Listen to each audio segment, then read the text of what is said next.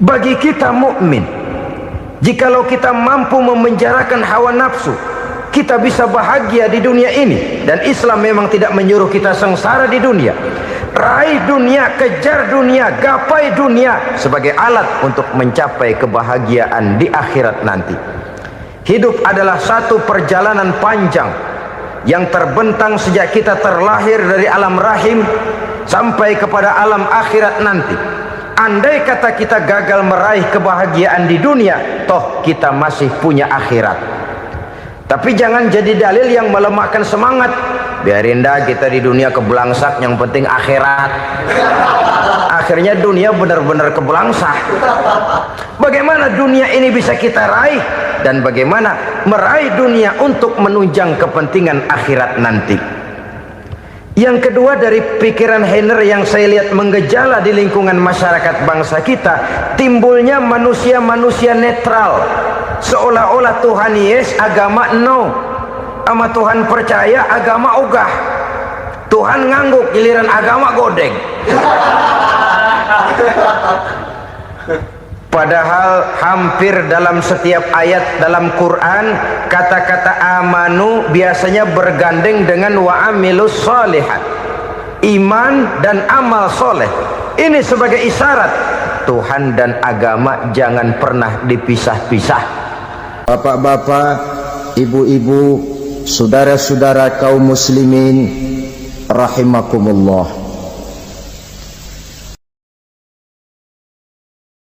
Di dalam kehidupan kita sebagai seorang muslim, minimal 5 kali dalam sehari semalam kita mendengar seruan untuk mendirikan solat yang disebut azan. Ada kalimat menarik di dalam kalimat azan itu, yakni seruan hayya 'alal falah, marilah menuju kepada keberuntungan, marilah meraih kemenangan. Seruan ini adalah kecenderungan dari setiap manusia, apapun warna kulitnya. Artinya, setiap orang dalam hidup selalu ingin meraih dan mencari kemenangan. Kemenangan akan melahirkan kepuasan batin, dan kepuasan batin memberikan kebahagiaan. Sedangkan kekalahan melahirkan penderitaan batin, dan penderitaan batin menjerumuskan seseorang di dalam berbagai bentuk kerugian. Jikalau inilah seruan azan, maka masalahnya ialah apa yang menyebabkan kita meraih kemenangan.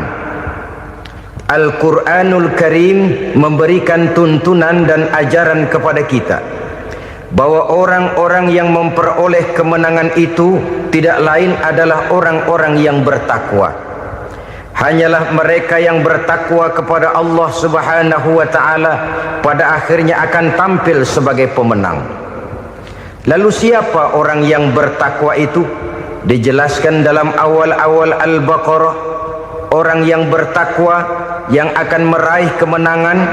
Pertama, allazina yu'minuna bil ghaib, yaitu orang-orang yang beriman kepada yang gaib, percaya bahwa ada alam yang gaib, alam yang abstrak, alam yang tidak bisa dijangkau oleh salah satu daripada panca indera kita.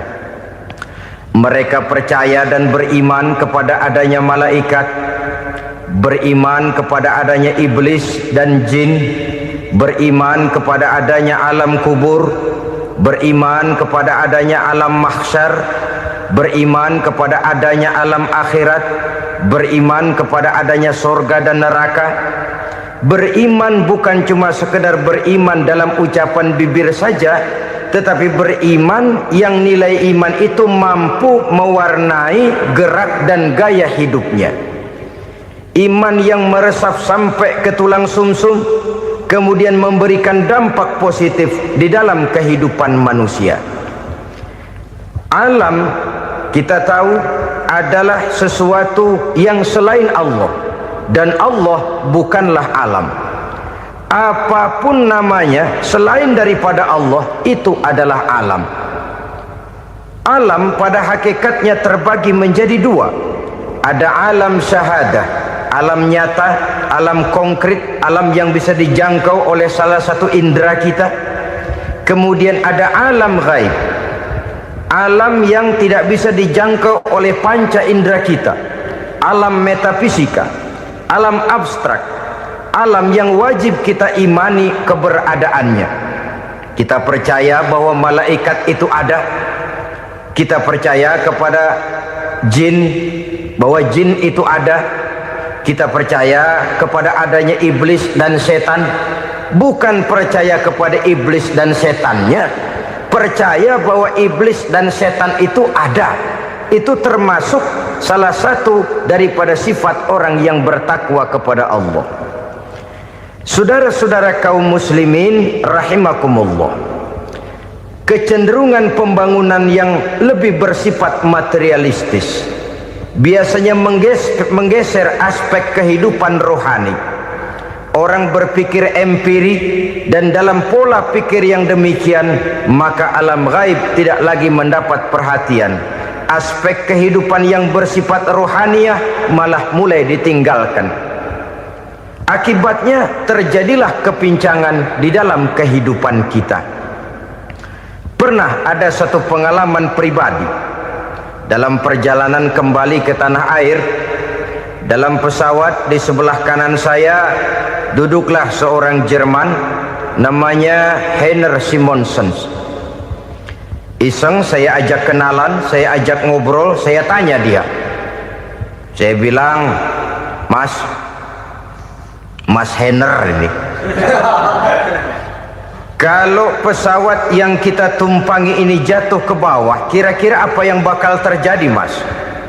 Dia bilang, kita semua akan mati. Begitu? Iya. Oke. Apa itu mati? Tanya saya. Dia bilang, untuk tahu apa itu mati, kita harus tahu lebih dahulu apa itu hidup. Saya pikir nih bule bisa ngomong juga. Baiklah kata saya. Apa hidup menurut Anda itu? Oh, hidup itu dia bilang, kalau seluruh anggota badan kita bekerja secara normal, paru-paru memompa darah secara normal, jantung berdetak secara normal, sel-sel tubuh bekerja secara fit, dan organisme tubuh hanya mau bekerja secara normal, dia bilang, kalau kita memberi makan yang cukup, menu yang teratur, dan gizi yang lengkap. Saya bilang, kesimpulannya apa, Ner? Dia jawab, hidup adalah dari tangan ke mulut. Life is from the hand to the mouth, kata dia. Hidup adalah dari tangan ke mulut. Jadi masalah hidup tidak lebih daripada masalah isi perut.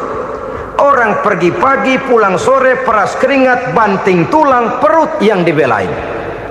Saya bilang, you are wrong. Sampean salah, Ner. Kamu orang Islam bukan? Bukan. Pantas. Kenapa saya salah? Dia bilang, ya jelas salah. Salahnya di mana? Kamu ini manusia. Kalau hidup cuma dari tangan ke mulut, saya bilang, kambing di kampung saya juga begitu pikirannya, Ner. Itu kambing di kampung saya, asal perutnya kenyang, sudah hidup dia. Perkara besok bagaimana, lusa prospeknya macam mana, bulan depan ada apa, kambing nggak pernah mikir. Di kampung saya kambing juga pikirannya begitu. Kamu Kristen ya? Tadinya. Loh kok tadinya, lalu apa sekarang kamu ini? Dia bilang, sekarang saya netral. Saya tidak beragama, tapi saya percaya kepada Tuhan sebagai pencipta alam. Saya ingat benar dia bilang, I haven't any religious, but I believe to God as the creator of the world. Kenapa bisa netral begitu, Ner? Habis saya bingung katanya. Islam bilang Islam baik, Kristen bilang Kristen baik, Hindu Buddha bilang Hindu Buddha baik, semua agama baik. Saya netral sekalian, nggak beragama. Yang penting saya percaya kepada Tuhan. Saya bilang, Ner, kamu ini kayak orang mau beli celana, lalu bingung. Yang satu bilang Levi's bagus, yang satu bilang Blue Jean hebat, yang satu bilang Wool England hebat. celana ini hebat, celana itu bagus, celana ini hebat, semua celana bagus, kamu bingung, akhirnya netral, tidak pakai celana. Itu juga salah. Saya pikir-pikir, kemudian saya melihat bahwa dua pola berpikir Henner ini nampaknya sudah mulai menggejala di lingkungan masyarakat bangsa kita.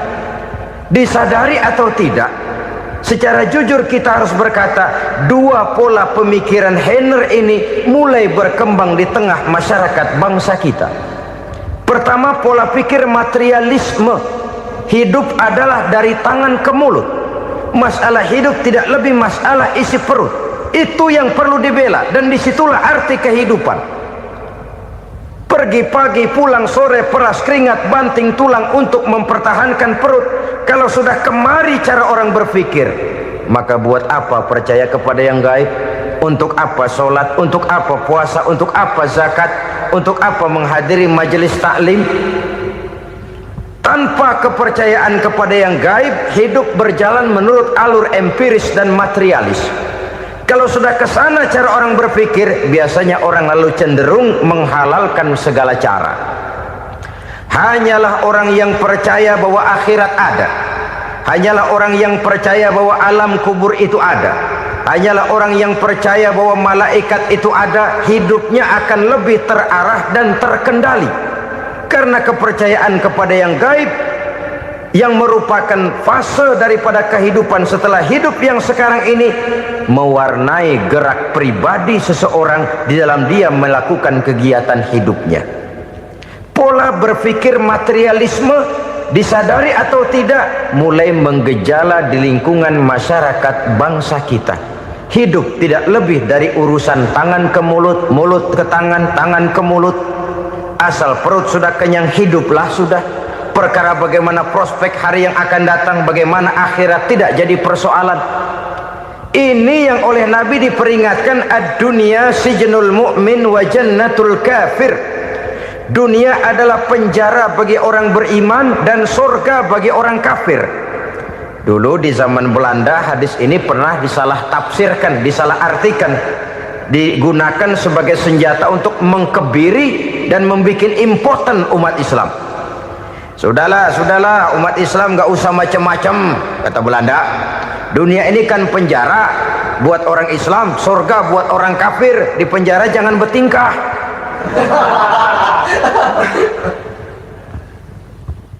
Pengertiannya tidak begitu. Dunia adalah penjara bagi orang mukmin. Artinya dalam kehidupan dunia seorang mukmin tidak bebas memperturutkan hawa nafsunya. Di penjara hawa nafsunya itu. Sebaliknya surga bagi orang-orang kafir. Buat orang kafir surgalah dunia ini. Mereka bebas memperturutkan hawa nafsunya. Dilarang tidak terlarang, dicegah pun tidak tercegah. Mereka hidup menurut alur bisikan nafsu mereka sendiri. Kemudian bila ajal datang, maut merenggut nyawa, selesailah surganya sampai di situ.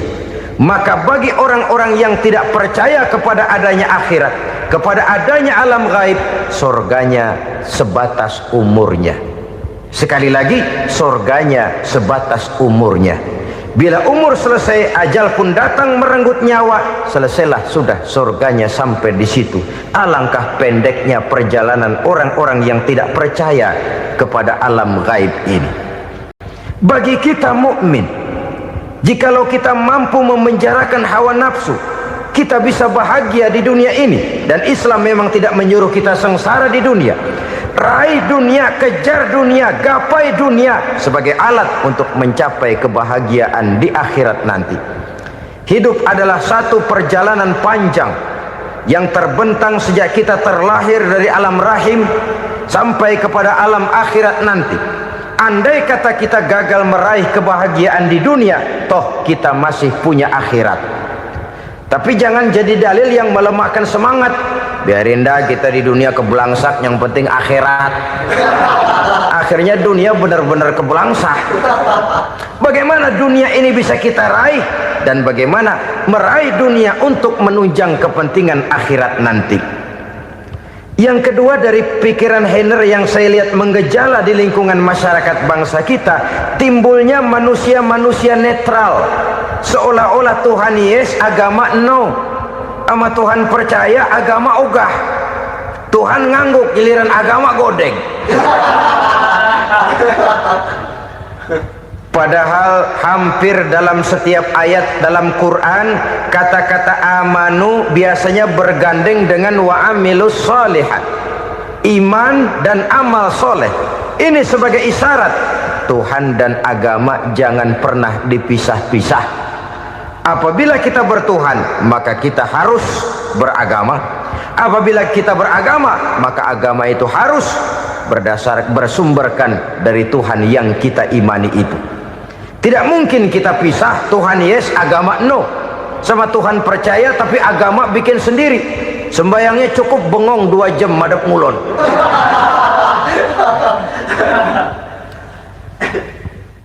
Saudara-saudara kaum muslimin rahimakumullah.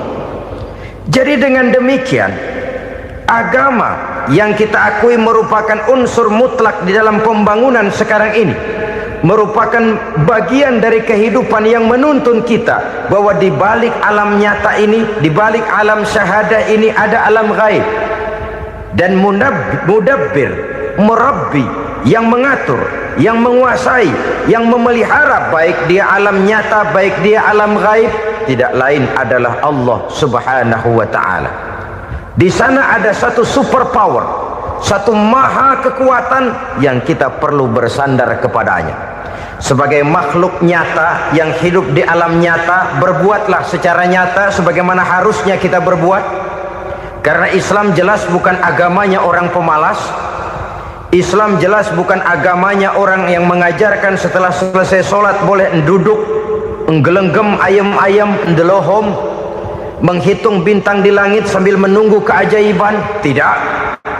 Islam adalah agama yang mengajarkan apabila sholat sudah selesai kamu kerjakan, bertebaranlah di permukaan bumi, cari karunia Tuhanmu. Jangan hidup berpangku tangan menunggu keajaiban, karena hidup bukan undian. Jangan berharap untung besar tanpa mau peras keringat. Tapi di sebalik itu toh kita juga harus yakin bahwa di sisi usaha nyata yang kita lakukan ada satu super power, satu maha kekuatan gaib yang menentukan berhasil dan tidaknya usaha kita.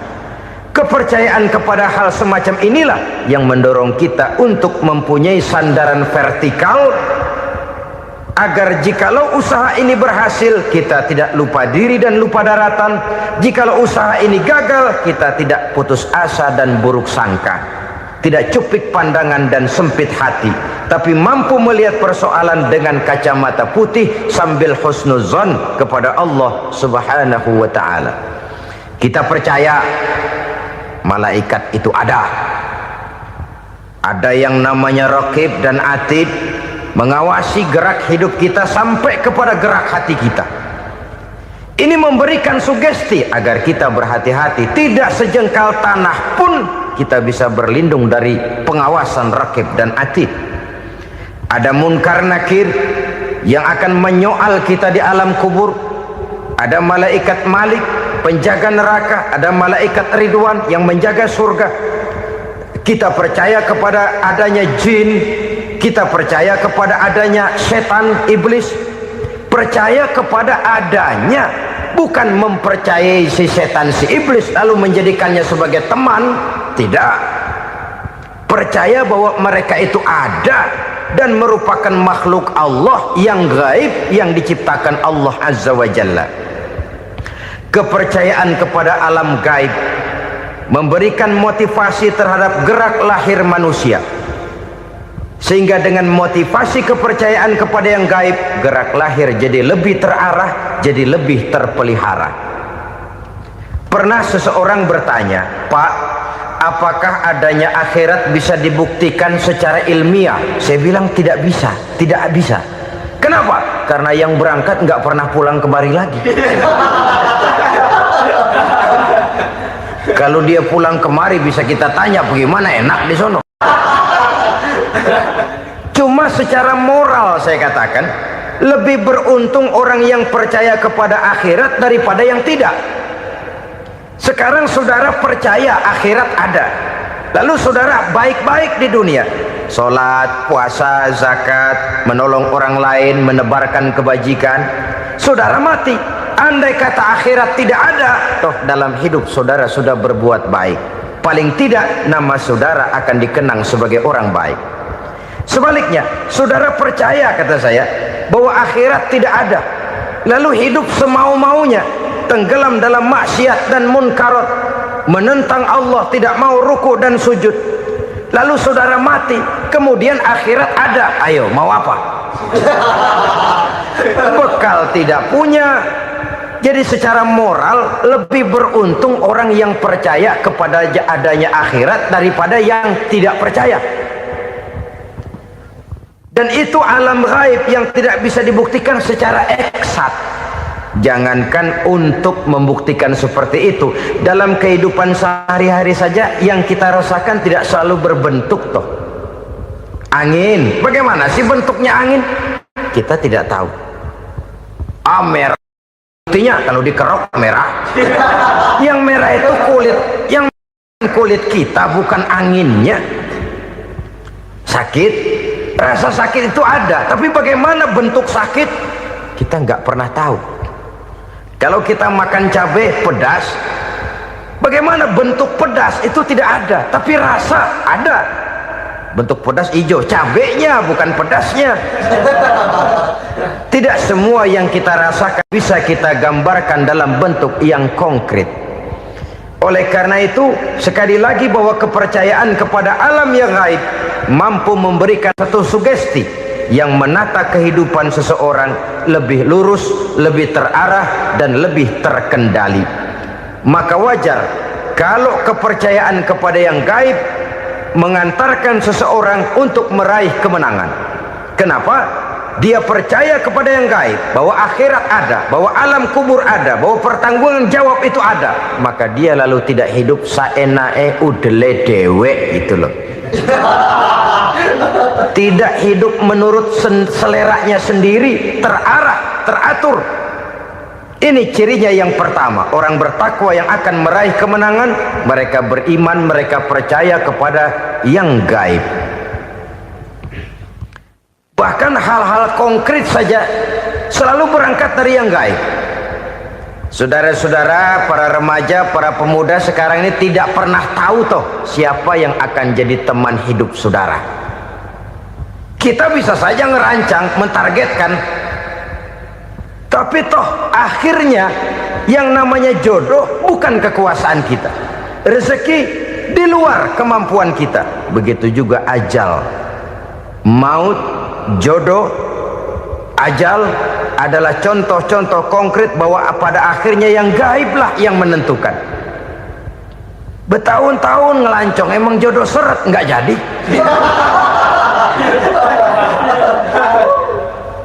Begitu kenal baru setengah malam nginep ditangkap hansip.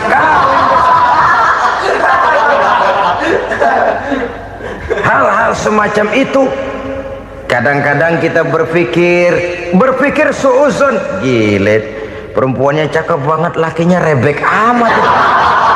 Memang begitulah jodohnya. Memang begitulah jodohnya. Saudara hadirin ma'asyiral muslimin yang saya hormati, jadi hal-hal yang konkret saja kita yakini sepenuhnya ditentukan oleh satu superpower yang gaib itu tadi. Dari sanalah segala ketentuan itu berangkat, dan kesanalah segalanya akan kembali. Maka kepercayaan kepada yang gaib meluruskan gerak hidup seseorang, dan itu akan mengantarkan dia kepada meraih kemenangan. Satu. Yang kedua, wa yuqimuna shalah. Orang bertakwa yang akan meraih kemenangan itu adalah orang-orang yang mendirikan sholat. Kenapa sholat mengantarkan orang untuk meraih kemenangan? Yang jelas, inna sholata tanha anil fahsya'i wal munkar. Sholat mampu mencegah manusia dari perbuatan keji dan munkar. Banyak filsafat hidup yang terkandung di dalam sholat ini. Sejak kita wudhu sampai kita menghadap ke arah kiblat, sampai kita melakukan gerak-gerak solat, bacaan-bacaan yang ada di dalam solat, lalu sampai kepada mengucapkan salam. Banyak filsafat hidup yang terkandung di dalam solat. Umpamanya saja, setelah takbiratul ihram, mulai kita dengan solat dalam posisi berdiri. Diajarkan dalam kitab-kitab fikih agar kita melihat ke arah tempat sujud. Ini kan filsafat kehidupan. Kalau kamu solat dalam posisi berdiri, lihat tempat sujud. Jangan solat mata jelalatan, sebab nanti bisa mengurangi kekhusyuan. Jadi wajar kalau yang dikatakan bahwa yang paling afdol adalah shaf yang di depan. Kenapa? Secara harfiah pengertiannya akan lebih mengundang kekhusyuan. Kenapa? Kalau kita di shaf paling depan di masjid umpamanya paling banter, kita lihat tembok. Tapi kalau kita shaf di tengah atau di belakang, orang-orang di depan kita pun akan kelihatan. Yang bajunya loreng, yang bajunya genggang, yang bajunya macam-macam. Kita lihat, kadang-kadang kita pikirin, ada yang bajunya bolong. Kita sholat tapi dalam hati, nih orang bajunya robek, yang nggak tahu apa. Ada saja hal-hal yang mengusik kekhusyuan kita. Oleh sebab itu diajarkan dalam posisi berdiri, lihat, arahkan pandangan matamu kepada tempat sujud. Ini kan filsafat kehidupan. Maksudnya apa? Kalau lagi diri, lihat dong tempat sujud. Kalau udah di atas, ingat dong sama yang bawah. Kalau sudah tinggi, ingat dong dari mana kamu berangkat. Kalau sudah berkuasa, bantu dong yang lemah. Kalau sudah kaya, santuni dong yang miskin. Kalau sudah alim, bimbing dong yang awam. Ini filsafat kehidupan. Dalam posisi berdiri, kau lihat tempat sujud. Ini akan melahirkan kepekaan sosial, di mana seseorang mau tahu kepada orang lainnya. Bagaimanapun kaya kita, tinggi pangkat dan jabatan kita, jikalau hidup hanya untuk kepentingan perut sendiri saja, rasanya belum membawa manfaat di dalam kehidupan kita. Tapi efek yang tertinggi sesungguhnya, solat mencegah manusia dari perbuatan keji dan munkar. Perbuatan keji dan munkar, walaupun kelihatannya mendatangkan uang, membawa keuntungan, tapi itu keuntungan semu, keuntungan sementara. Dengan menipu orang lain kita bisa dapat untung, tapi tidak membawa berkah, dan itu adalah kerugian besar dalam kehidupan kita.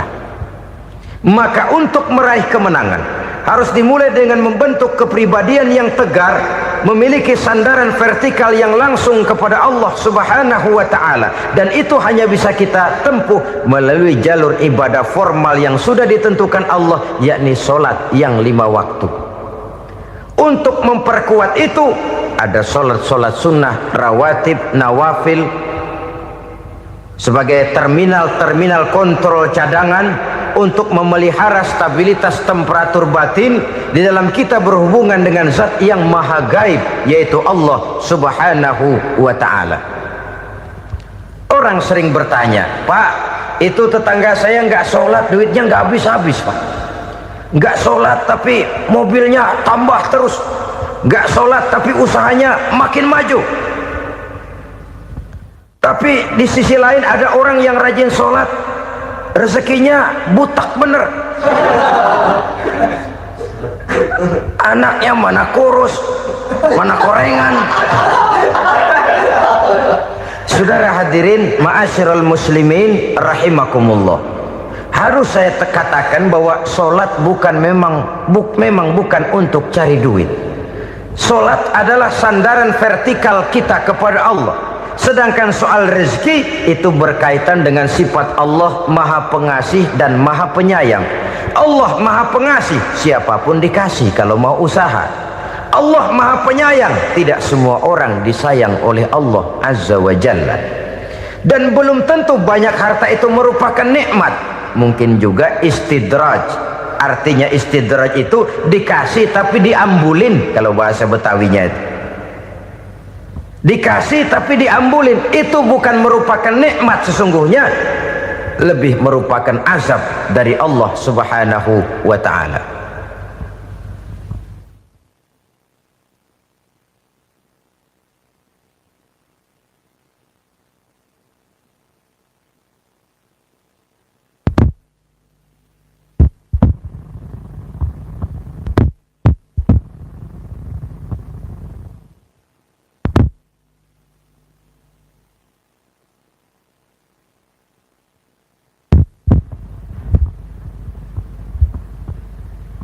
agama, mempunyai sistem solat.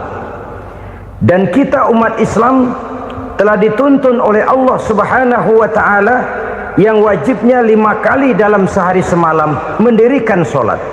Dan itu tentu berada dalam jangkauan kemampuan manusia. Pada awalnya barangkali kita memang merasa solat itu satu kewajiban, tapi semakin kita hayati makna, manfaat dan filsafat yang terkandung di dalam ajaran solat, semakin sampai kita kepada keyakinan bahwa solat adalah keperluan kita. Sehingga pada waktu tertentu dinilai puncaknya, kita tidak lagi akan berkata saya wajib solat, tapi kita akan berkata saya perlu solat. Kalau kita sudah merasakan itu adalah keperluan kita, nah di sanalah kita baru akan merasakan ruginya kalau hal itu tidak kita laksanakan. Sepanjang kita masih berkata saya wajib sholat, kita akan lebih merasakan dia sebagai beban ketimbang sebagai keperluan.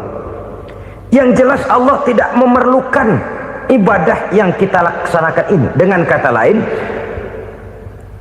andai kata satu dunia penuh ini orang tidak ada yang sholat satu pun, Allah tidak akan turun dari jabatan Tuhan. Jangan lalu berpikir kalau kita ngambek se-RW kagak sembahyang Tuhan tekor kali ini ya. Tentu tidak. Itu perlunya kita, bukan perlunya Allah. Dan pada induknya kita akan berkata saya perlu agama. Kalau secara induk kita sudah memerlukan agama, maka konsep-konsep yang ada di dalam ajaran agama itu pun adalah juga merupakan keperluan kita. Baik dia bernama sholat, baik dia bernama puasa, baik dia bernama zakat, baik dia bernama haji, seluruhnya adalah keperluan kita.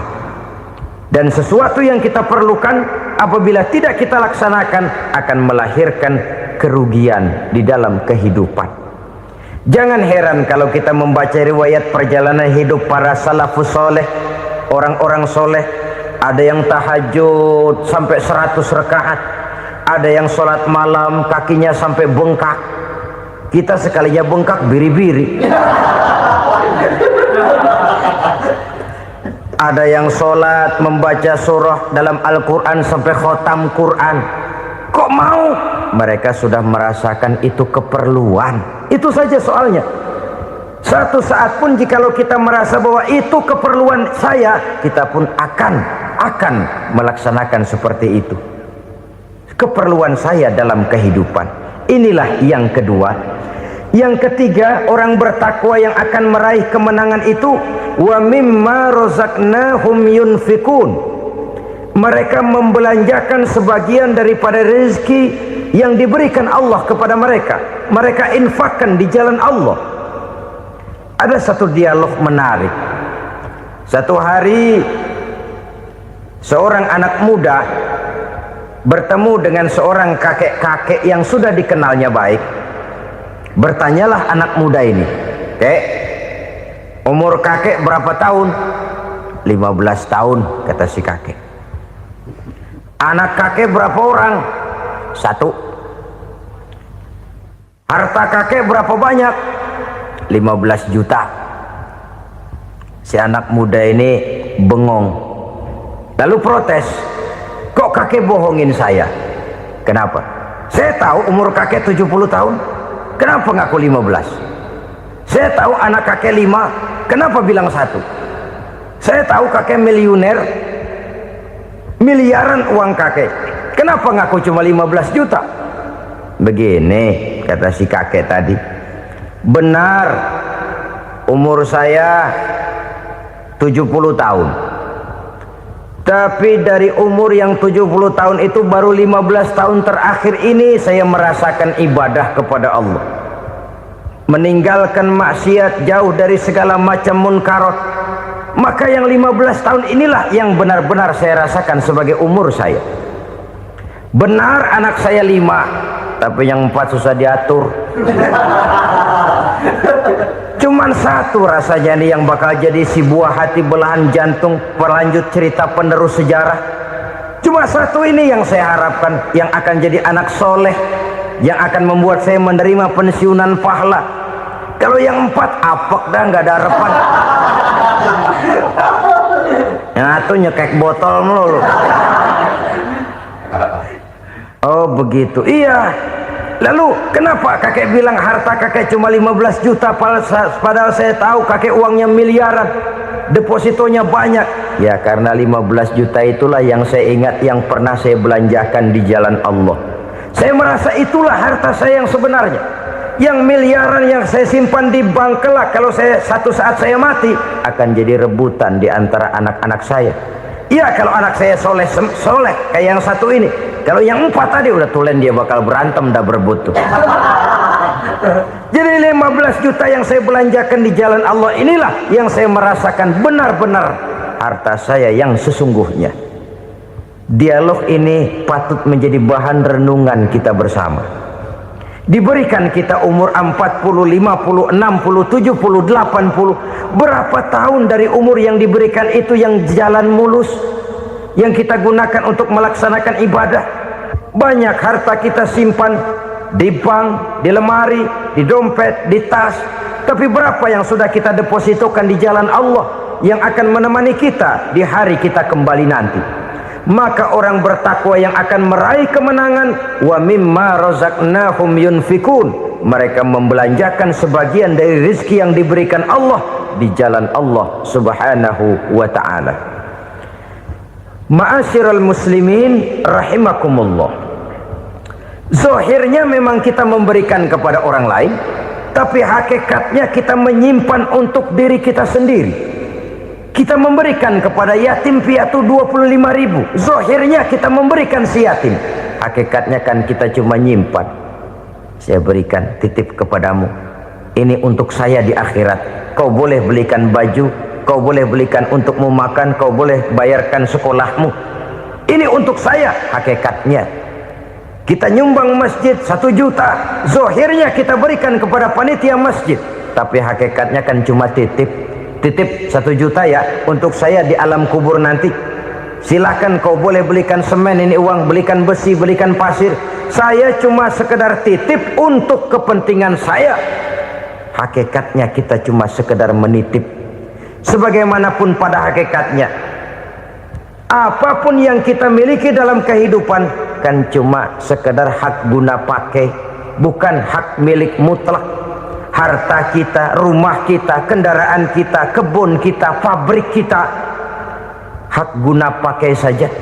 Hak milik mutlak cuma untuk Allah subhanahu wa ta'ala. Saudara-saudara kaum muslimin rahimakumullah, ini yang ketiga.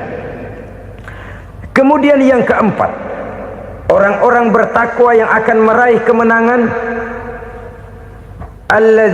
allazina yu'minuna bima unzila ilaika, mereka yang beriman, mereka yang percaya kepada apa yang telah diturunkan kepadamu Muhammad, ay Al-Quran, yakni Al-Quranul Karim. Setelah percaya kepada yang gaib, mendirikan solat, kemudian menginfakkan sebagian dari rezeki yang diberikan Allah, mereka juga lalu percaya kepada yang diturunkan terhadap Nabi, yaitu tidak lain Al-Quranul Karim. Sekali lagi di sini, percaya bukan hanya sekedar percaya saja, tetapi percaya lalu menjadikan Al-Quran itu sebagai pedoman hidup. Sebab memang Al-Quran itu adalah GBHM, garis-garis besar haluan muslim. Apa yang harus kita lakukan, apa yang harus tidak kita lakukan, bagaimana mestinya kita bertingkah laku dan berbuat, seluruhnya tercantum di dalam Al-Quranul Karim. Itu sebabnya ketika satu hari Aisyah ditanya bagaimana akhlak Rasul, beliau menjawab, kana Rasulullah sallallahu alaihi wasallam khuluquhul Quran. Akhlak daripada Rasulullah tidak lain adalah Al-Quran. Jawaban simpel ini memberikan gambaran bahwa keseluruhan daripada konsepsi Quran sudah diterjemahkan dalam kehidupan Rasulullah sallallahu alaihi wasallam. Karena kita tahu akhlak adalah keseluruhan dari gerak hidup manusia. Sejak ia berpribadi, berumah tangga, bertetangga, bermasyarakat, sampai kepada berbangsa dan bernegara, Al-Quran tetap memberikan sentuhan nilainya. Oleh karenanya, orang-orang yang bertakwa adalah orang-orang yang menjadikan Al-Quran sebagai pedoman dalam kehidupannya. Dan kita yakini Al-Quran diturunkan kepada Nabi Muhammad bukan merupakan produk Nabi Muhammad. Isi dan redaksinya langsung dari Allah Subhanahu wa ta'ala. Kemudian cirinya yang kelima, orang bertakwa yang akan meraih kemenangan itu, wa ma unzila min qablika. Tidak hanya sekedar percaya kepada yang diturunkan terhadap Nabi Muhammad yaitu Al-Quran, mereka juga percaya kepada apa yang pernah diturunkan kepada para nabi, kepada para rasul sebelum Nabi Muhammad. Percaya kepada adanya suhuf, percaya kepada adanya Taurat, percaya kepada adanya Injil, percaya bahwa Allah dahulunya sudah menurunkan Taurat kepada Musa, percaya bahwa Allah sudah menurunkan Injil kepada Isa, percaya Injil ada, Taurat ada, diturunkan Allah untuk Isa dan Musa, tetapi tidak wajib mengamalkannya karena kita sudah diberikan Al-Quranul Karim. Ini yang perlu saya garis bawahi. Kita percaya Allah telah menurunkan Injil dahulu kepada Isa. Kita percaya bahwa Allah telah menurunkan Taurat dahulunya kepada Nabi Musa. Kadang-kadang ini dijadikan dalih, dikacaukan pengertiannya. Quran saja mengajarkan bahwa orang yang bertakwa harus percaya kepada Injil, maka pakailah Injil. Apalagi kalau ayat sebelumnya ditilap, dihapus, dihilangkan, Injilnya yang ditekankan, maka akan terjadilah penekanan yang salah arah. Karena salah arah akhirnya bisa merusak dan menghancurkan akidah.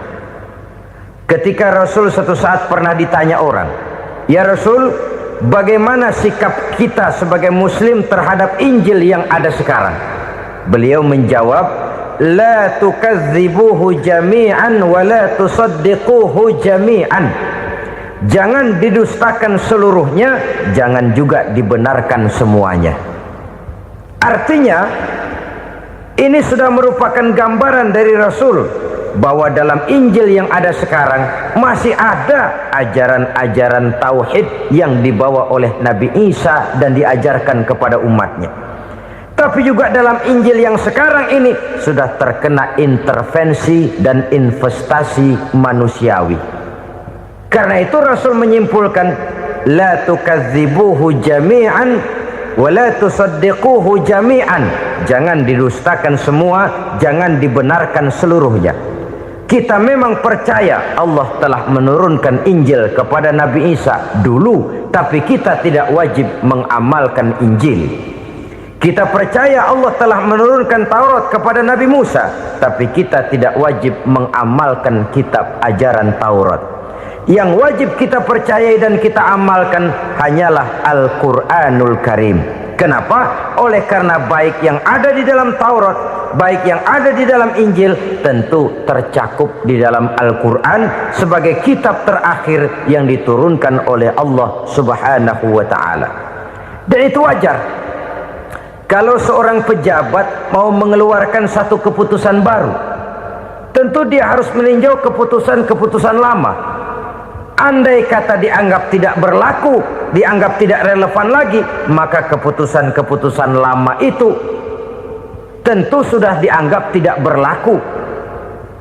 Sebagian daripada aturan-aturan dalam keputusan lama yang masih dianggap relevan tercantum dalam keputusan baru yang wajib diamalkan. Begitulah hubungannya antara Al-Quran, Taurat, Zabur, dan Injil. 4 kitab samawi yang diturunkan Allah masing-masing kepada Zabur untuk Nabi Daud, Taurat untuk Nabi Musa, dan Injil untuk Nabi Isa alaihi wassalatu wassalam. Ketiga-tiga kitab itu kita percayai adanya, Kita yakini Allah telah menurunkan Zabur, Taurat dan Injil, tapi kita tidak wajib mengamalkannya. Yang wajib kita mengamalkannya sekarang ini tidak lain hanyalah Al-Quranul Karim saja, karena ia mencakup apa yang ada di dalam Zabur, apa yang ada di dalam Taurat, dan apa yang ada di dalam Injil. Keotentikannya bisa dipertanggungjawabkan. Ya, tapi kan Nabi Muhammad sudah mati 14 abad yang lalu, dan di zaman beliau Al-Quran kan belum dikodifikasikan, belum ditulis. Bagaimana keotentikannya bisa dipertanggungjawabkan? Mudah saja. Allah berjanji, inna nahnu nazzalna dzikra wa inna lahu lahafizun. Kami yang menurunkan Al-Quran dan kami yang akan menjaga dan memeliharanya. Allah turunkan Quran, Allah menjaganya. Bagaimana cara Allah menjaga Al-Quran itu? Banyaknya orang-orang yang hafaz Al-Quran. Hafaz Al-Quran 30 juz, 114 surah, 6666 ayat. Sehingga jangankan satu kata, jangankan satu ayat, satu kalimat saja berubah sudah akan timbul reaksi dan mudah dimengerti. Kenapa? Banyak orang-orang yang hafaz Al-Quran. Sedangkan pada setiap akhir tahun biasanya malaikat Jibril selalu mengadakan checking terhadap ayat-ayat yang diturunkan pada waktu itu. Di zaman Nabi sendiri sudah ada usaha kodifikasi. Dan yang lebih luar biasa lagi, sampai hari ini tidak seorang pun mampu membuat satu ayat saja semacam Al-Quran. Ke bahasa manapun dia diterjemahkan, naskah aslinya tetap ikut, rujukan dasarnya tetap ada.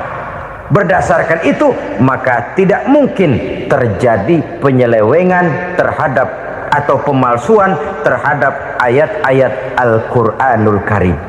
Kesuciannya, keotentikannya, kemurniannya bisa dipertanggungjawabkan. Ma'asyiral muslimin rahimakumullah. Oleh karenanya, konsepsi dasar daripada ajaran Islam ini memang tidak lain adalah Al-Quran dan Sunnah. Isi daripada agama Islam yang merupakan iman, Islam dan ihsan, konsepsi dasarnya tidak lain adalah Al-Quran dan Sunnah Rasulullah Sallallahu Alaihi Wasallam. Maka yang kita perlukan sekarang ini adalah terjemahan Al-Quran di dalam kehidupan kita. Dengan demikian, maka gaya kehidupan yang lebih Qurani itulah yang kita dambakan.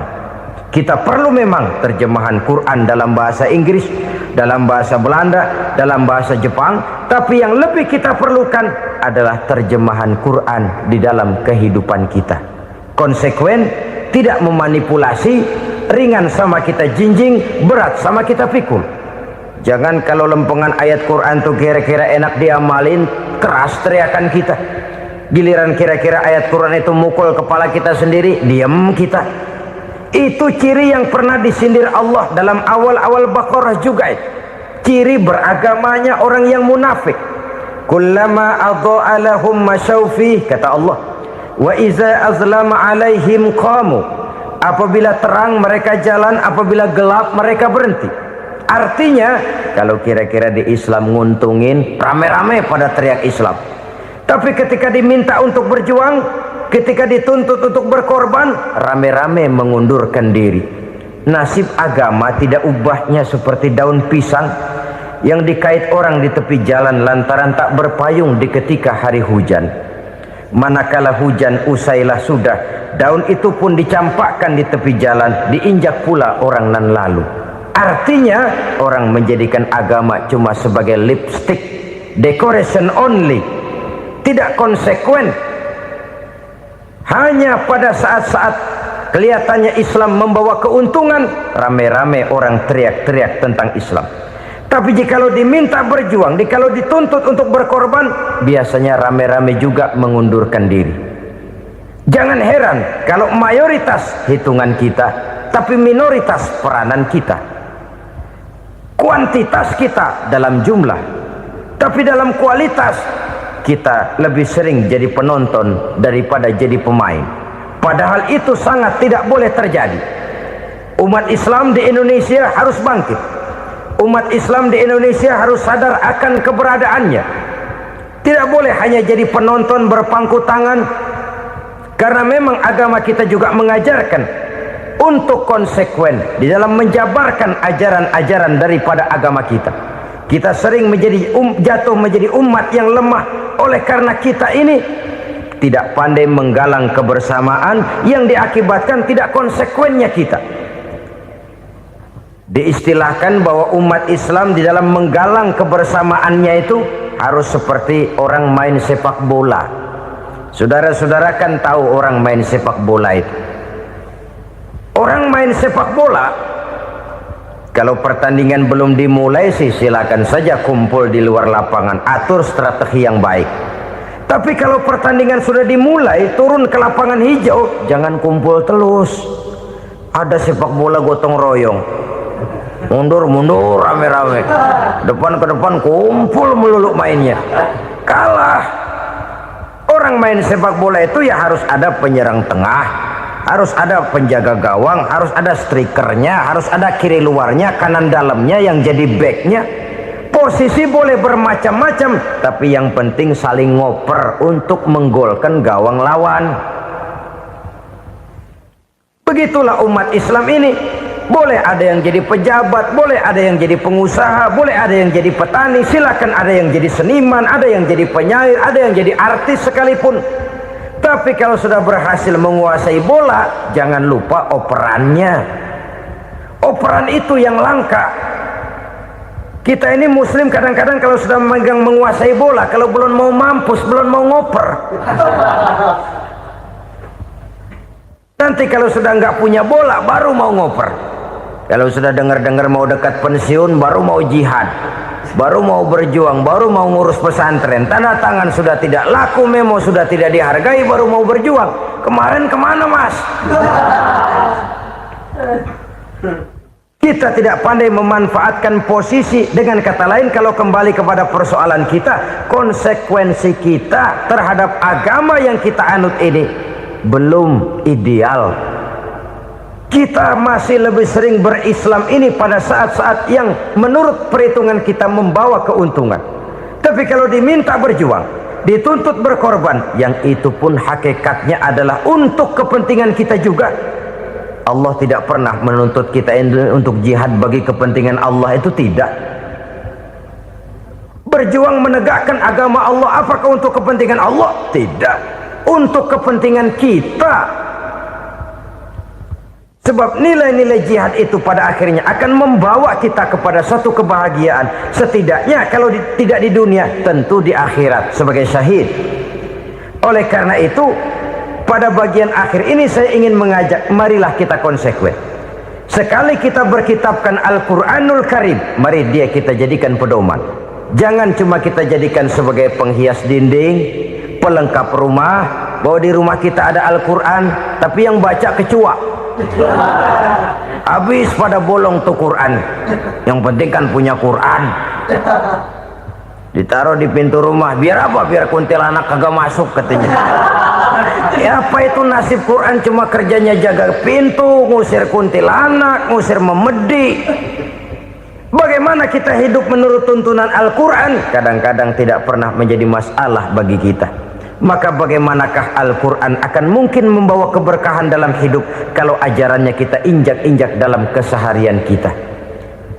Mewujudkan gaya hidup yang lebih Qurani, itulah yang akan kita rintis di dalam kehidupan kita, bertahap, step by step, menurut kemampuan yang ada pada kita. Jika jalan ini tidak bisa kita selesaikan, percayalah akan ada generasi penerus yang akan melanjutkan usaha dan cita-cita mulia itu.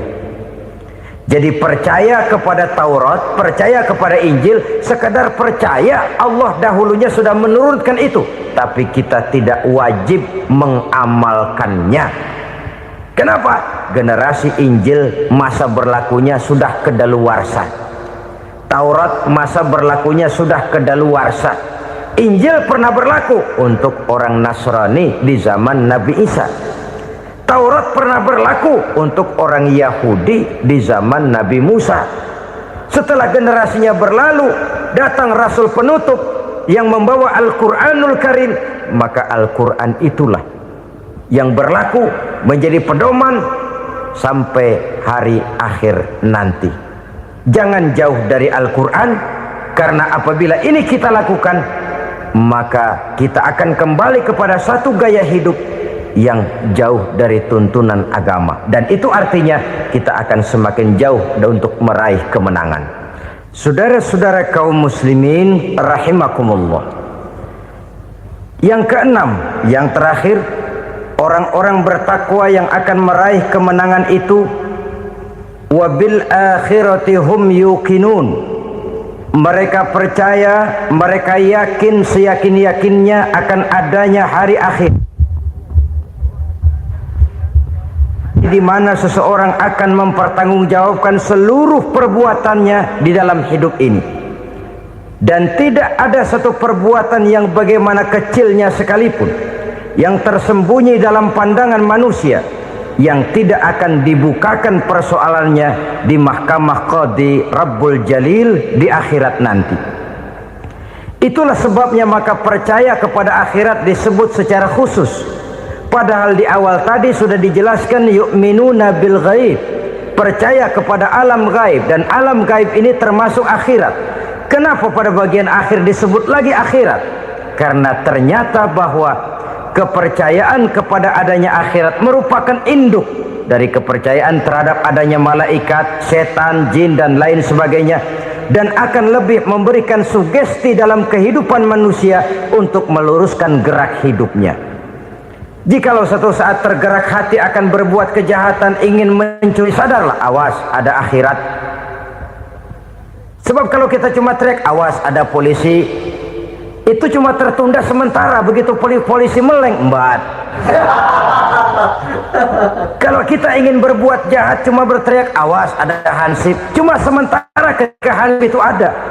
Tapi kalau ceritanya awas ada akhirat, mau menyeleweng awas ada akhirat, mau berjudi awas ada akhirat, mau mencuri awas ada akhirat. Keyakinan yang akan meluruskan gerak hidup manusia sehingga gerak itu jadi lebih terarah dan terkontrol, tidak merugikan baik diri sendiri, lebih-lebih orang lain. Ternyata bahwa kepercayaan kepadanya adanya hari akhirat sanggup menjadi sumber daya kontrol dari kehidupan manusia, sehingga ia tidak terjebak dalam perbuatan maksiat dan munkarat. Saudara-saudara kaum muslimin, inilah saja yang kita bicarakan pada pertemuan kali ini. Semoga Allah subhanahu wa ta'ala memberikan kekuatan zahir dan batin kepada kita untuk dapat meraih kemenangan dengan beriman kepada yang gaib, mendirikan solat, membelanjakan sebagian dari rezeki yang diberikan Allah, percaya kepada Al-Quran, beriman kepada kitab-kitab yang diturunkan sebelum Al-Quran, lalu meyakini adanya hari akhirat. Jangan lupa subscribe, like, dan share channel Ngaji di Teras Online. Imam Ghazali, hati itu kayak kaca, bening pada asalnya, itu kan fitrah. Tiap kali kita berbuat dosa, noda, plek, plek, plek. Tapi orang yang rajin istighfar, orang yang rajin berbuat baik, noda itu dia bersihin tuh, dia lap, rek. Sehingga kaca ini walaupun dia terkena kotoran, tapi bersih lagi. Kenapa? Rajin dilap, rajin istighfar, rajin berbuat baik untuk menutupi kesalahan. Tapi kalau istighfar tidak berbuat baik, berat, itu nanti itu kotoran-kotoran di kaca itu berubah jadi tieng. Tahu tieng? Udah susah diilangin kotorannya, berkarat di atas kaca. Kalau dosa sudah berkarat di hati, susah dihapus, berat untuk taubat, berat untuk melakukan kebajikan, itu sudah kerugian besar buat kita semua. Saya percaya kepada sesuatu yang saya mengerti, sesuatu yang boleh dipelajari sejak TK sampai perguruan tinggi, sejak anak-anak sampai kakek nenek. Saya bukan percaya kepada sesuatu yang saya tidak mengerti tapi yang harus saya percaya. Saya justru percaya kepada sesuatu yang memang saya mengerti. Saudara-saudara, demikianlah bahwa Tuhan dalam Islam adalah Tuhan yang terbuka, rasional, boleh dipelajari sejak kakek-kakek sampai anak-anak, sejak TK sampai kepada perguruan tinggi. Lalu yang kedua, masih menurut kata dia, saya adalah pengagum Amerika, dia bilang, sebagai penegak hak-hak asasi manusia, sebagai pahlawan demokrasi yang pagi-pagi sudah mencanangkan di dalam dia punya Declaration of Independence bahwa semua manusia dilahirkan sama, all men are created equal. Saya kagum dengan itu, sampai pada satu saat menurut cerita dia, saya berada di New York, saya mau masuk sebuah restoran, saya tertegun ketika saya akan masuk. Di pintu restoran itu tertulis white only, white only, hanya melayani kulit putih. Artinya sing kulit ireng minggir. Saya gelo, saya nelongso, bahasa Inggrisnya. Katanya all men are created equal, semua manusia dilahirkan sama. Lah ini kok tegel-tegele, kok sampai hati bikin tulisan hanya melayani kulit putih. Sampai saya melihat dalam Islam ini betapa si kulit putih dan si kulit hitam duduk saling berdampingan. Masjid menjadi simbol semangat kebersamaan mereka. Siapapun masuk masjid buka sepatu, di sana mereka menghadap ke arah yang sama, menyembah Allah Tuhan yang sama, mengikuti cara Rasul yang sama, melakukan gerak yang sama, membaca bacaan yang sama, dengan bahasa yang sama. Persaudaraan seperti inilah yang lama saya dambakan. Ini kenapa saya memilih Islam. Saudara-saudara kaum muslimin, saya ingin menggunakan cerita ini sebagai pengantar bahwa salah satu misi Islam memang membebaskan manusia dari ras diskriminasi. Nabi menyatakan, innallaha la yanzuru ila suwarikum wa amwalikum, walakin yanzuru ila qulubikum wa a'malikum. Sungguh Allah tidak melihat tampangmu, Allah tidak melihat potonganmu, Allah juga tidak melihat hartamu. Yang Allah lihat adalah hati dan amal perbuatanmu. Islam membebaskan manusia dari ras diskriminasi. Dari manapun orang datang, apapun warna kulitnya, dari suku apapun ia dilahirkan, akidah mengikatnya dalam satu persaudaraan yang mesra, persaudaraan Islam. Nilai manusia dengan demikian bergantung kepada ketakwaannya. Takwa, seperti kita tahu, adalah bahasa Quran yang sudah menjadi bahasa kita. Sedemikian sering kalimat ini dipakai, sampai-sampai ia mengalami pergeseran dari arti yang sebenarnya. Takwa, sejauh yang kita baca dari peninggalan para ulama kita, mempunyai konotasi imtithalul awamir wajtinabun nawahi, melaksanakan seluruh yang diperintah Allah dan meninggalkan semua yang dilarangnya. Apa perbedaan prinsipnya? Kalau melaksanakan perintah itu sesuai dengan kemampuan, tapi menjauhi larangan itu mutlak. Enak kalau ada ayat jauhilah larangan Allah semampu kamu, enak. Yang semampu kita itu melaksanakan perintah, tapi kalau sudah meninggalkan larangan mutlak, jauhi, tinggalkan. Disitulah nilai ketakwaan seseorang. Ini kan enggak, karena takwa digunakan oleh semua orang, akhirnya artinya bergeser. Semua ngomong takwa. Pejabat kalau dilantik bertakwa, bertakwa, bertakwa, sampai membleh bertakwa. Setelah pelantikan mata takwa ngalor dia ngidul. Harus dikembalikan kepada pengertian asalnya. Takwa itu adalah komitmen seseorang kepada perintah Allah dan komitmen meninggalkan yang dilarangnya sesuai dengan kemampuan. Di situ nilai manusia dalam pandangan Allah. Yang tadi Nabi katakan, Allah nggak lihat potongan kita, Allah nggak lihat harta kita. Yang Allah lihat adalah hati dan amal perbuatan, dan itulah takwa itu. Maha benar Allah dengan firman-Nya yang menyatakan, inna akramakum indallahi atqakum. Yang paling mulia di antara kamu dalam pandangan Allah adalah orang yang paling bertakwa kepadanya. Sering sekali sekarang ini kalimat agama digunakan untuk maksud yang tidak sama dengan maksud agama. Ya contoh kalimat takwa ini. Atau misalnya kita baca iklan, telah berpulang ke rahmatullah dengan tenang. Kalau dengan tenangnya sih boleh dah, mana ada orang mati kelojotan. Tenang. Tapi ke rahmatullah. Rahmatullah itu kan artinya kasih sayang Allah. Kasih sayang Allah itu kan surga. Kalau bajingan mati, nggak ke rahmatullah pulangnya. Kalau mau jujur mestinya telah pulang ke neraka. Kalau mau jujur, kalau mau pakai bahasa netral sopan, telah berpulang. Begitu sajalah. Pulang kemana? Ya sesuai dengan amalan dia. Tapi kita kadang salah kaprah menggunakan kalimat rahmatullah untuk yang tidak baik. Termasuk di dalamnya penggunaan kalimat takwa ini. Padahal disinilah nilai manusia dalam pandangan Allah. Kalau manusia dinilai dari potongannya, bintang film nomor 1 masuk surga. Kalau manusia dinilai dari hartanya, konglomerat nomor 1, kita mau belakangan, buncit banget gitu. Allah maha benar. Yang paling mulia di antara kamu dalam pandangan Allah, yang paling bertakwa kepadanya. Nah, apa sih sifat-sifat orang takwa itu? Ini yang akan kita bicarakan pada pertemuan kali ini. Berangkat dari surah Al-Baqarah ayat 3 sampai dengan ayat 5, kita akan melihat 5 tanda orang-orang takwa itu. Apa dia? Pertama, alladzina yu'minuna bil ghaib. Orang yang bertakwa adalah orang yang beriman kepada hal-hal yang gaib. Kita tahu bahwa yang ada ini kan cuma 2 saja pada hakikatnya. Pertama Allah, dan yang kedua alam. Allah adalah apa yang selain alam. Yang selain alam itu ya Allah namanya. Allah itu bukan alam, dan alam bukannya Allah. Allah disebut Khalik, alam disebut makhluk. Kemudian alam ini kan ada 2 macam. Ada alam nyata, ada alam gaib. Ada alam syahadah, ada alam gaib.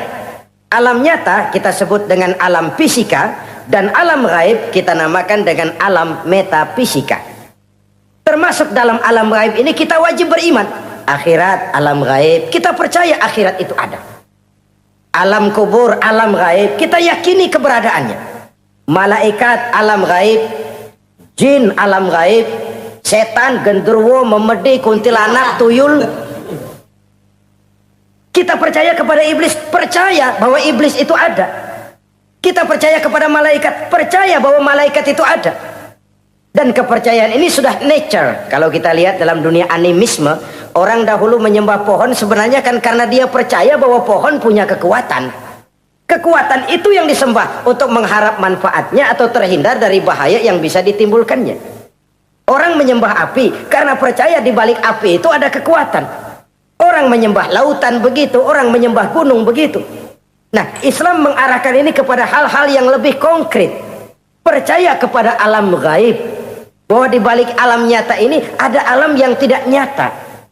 Apakah itu namanya akhirat, alam barzah, malaikat, jin, itu semua termasuk di dalam alam yang gaib. Orang yang bertakwa, alladzina yu'minuna bil ghaib. Dia percaya kepada yang gaib-gaib itu. Percaya tentang adanya. Bukan percaya kepada iblis lalu ngikutin si iblis, bukan. Kita percaya yang namanya iblis itu ada. Setan itu ada, jin itu ada, malaikat itu ada, alam kubur itu ada. Sebagai makhluk yang diciptakan oleh Allah, dan Allah sebagai Khalik. Baik alam syahadah, baik alam gaib, penciptanya tetap Allah Subhanahu wa ta'ala. Allah menciptakan siang, Allah ciptakan malam, Allah ciptakan yang baik, Allah ciptakan yang tidak baik. Apa perlunya?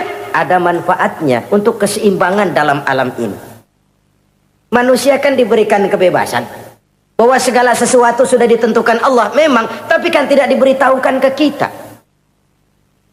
Alam naj'al lahu 'ainaini wa lisana wa syafatain. Bukankah kami berikan kamu 2 mata, 2 telinga, lidah? Bukankah kami berikan kamu kemampuan untuk berpikir? Kami berikan, tunjukkan 2 jalan, yang baik, yang tidak baik. Kira-kira, manusia, ini jalan kebaikan, akhirnya akan sampai ke surga. Ini jalan kejahatan, akhirnya akan sampai ke neraka. Silakan kamu memilih. Agar kamu tidak salah pilih, kami berikan otak. Kami turunkan Rasul, kami turunkan wahyu, kami turunkan agama.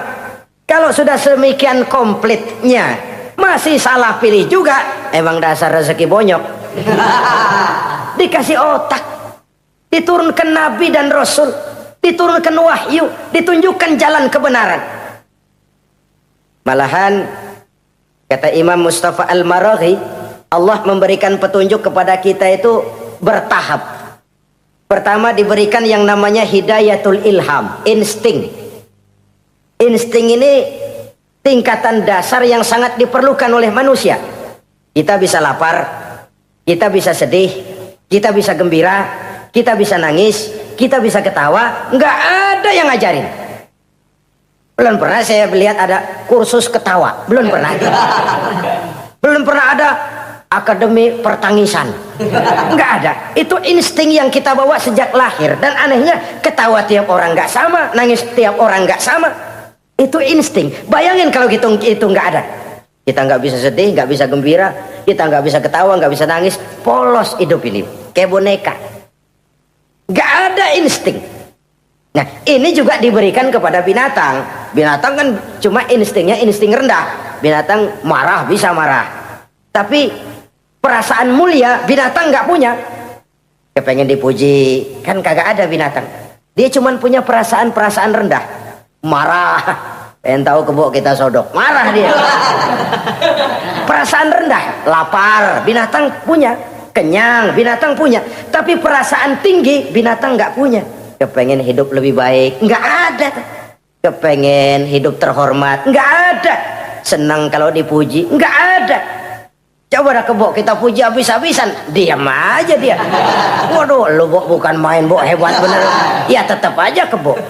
Atau kita caci maki, nggak bakal dia marah. Ini perasaan tinggi, ingin lebih baik, ingin lebih terhormat, senang kalau dipuji, marah kalau dicaci. Itu perasaan tinggi yang hanya diberikan kepada manusia.